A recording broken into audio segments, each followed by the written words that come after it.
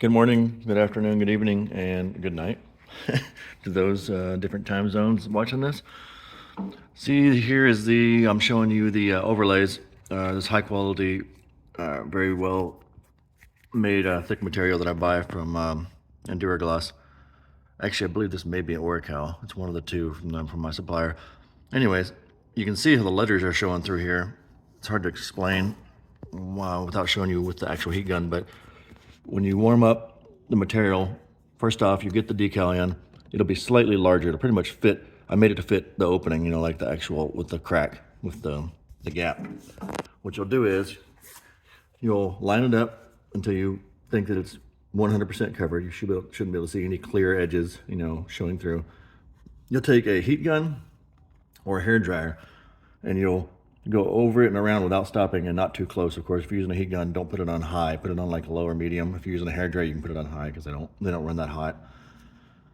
Get it until it's nice and kind of pliable, and then you're gonna take something like this. I use a squeegee with the felt, and you're gonna just rub that on there, and then you're gonna step back, check, make sure there's no bubbles. Hit it again. It's best to use a wet method of soapy water. You can look that up on YouTube. I have some other videos as well showing it. We're doing other decals. Just a little bit though, not too much. And once you get it nice and warm, you'll see these letters. See how they get three-dimensional looking? They start to show through because you've actually got it warm enough where it's molded in. Then once you do that, you can take this hard edge if you're good, or you can take the felt edge, and you're gonna start on one area and kind of just work your way down, and you're gonna work your way around, and you're gonna come up here and work your way down. And what your goal is not to make any wrinkles in the center. If you're gonna have any wrinkles, you want them hidden behind the edges. And you're gonna take it while it's still warm, and you're gonna push these little corners in, and you're gonna push the card edge. You can even use a credit card or old debit card or whatever ID. And you're gonna go along and push these edges in, and then come back and make sure you got any wrinkles or bubbles out that came from those edges being pushed in. Once you do that, it's pretty simple. I mean, you just go move on to the next light. As you can tell, this looks like paint. It looks like tint. It is tint. I mean, it's thick tint. It's a wrap tint.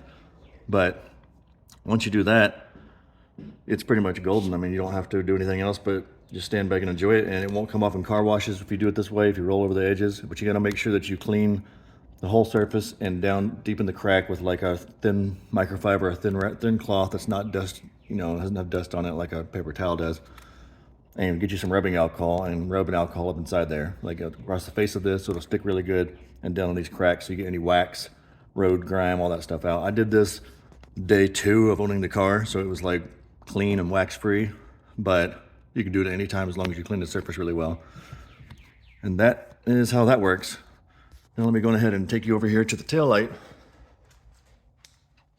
This is actually a banner that I'm going to be adding to the store soon with customability options. As you can see, I put Mazda speed on there, but I'll make it where you can put pretty much anything that'll fit on there, unless you want it to say. These, I don't have the smoked ones installed right now, but this is the one that I made myself. I used the red. I got the red that was the closest match that I could find from my supplier to the original stock. And as you can see, you really can't tell. It's slightly less glossy than the original because that's just how this vinyl works, this tint vinyl. But you can't tell. Like, it literally looks like it came that way. And this is the same. This is the same way. You'll start off with this edge right here, roll it in, heat it up with the heat gun or hair dryer. Take an edge of a squeegee, rub that down, get it down in that crack, good and solid. Bring it over and wrap it around. And then you'll bring it back like this, and you'll get all the air bubbles and all the wrinkles slowly out. And then you'll go up and down with a squeegee cloth. You up and down this way. And then you'll go back over it, and you'll just keep on heating it and rubbing and heating it. And you're gonna use the wet method for sure on this. I wouldn't use dry at all because you'll get bubbles. And once you're done, that's the final effect of the taillight garnishes. And I'm gonna add these to the store shortly.